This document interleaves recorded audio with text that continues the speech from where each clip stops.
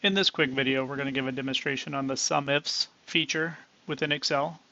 We're going to pull some data that we had pulled using a pivot table in a previous data set. So if you come over here, in 1980, we can see that the St. Louis Cardinals had 101 home runs. So what we're wanting to do is replicate that using a formula instead of a pivot table.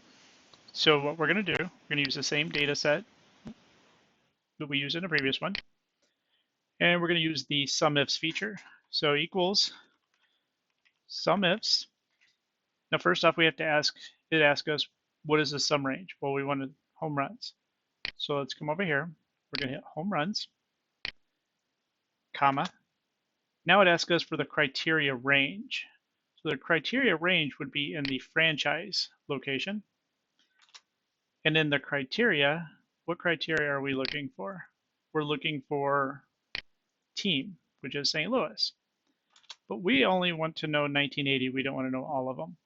So we come over here, we have another criteria we can choose. We're going to go back to the teams and we're going to hit year.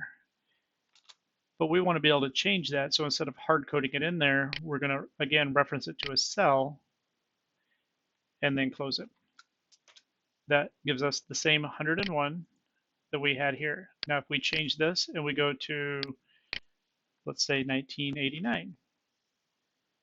If we go to 1989, we can see all the teams. Cardinals had 73. If we come up here to our formula and we just change this to 1989, we also get 73. So it's just two different ways to get the data.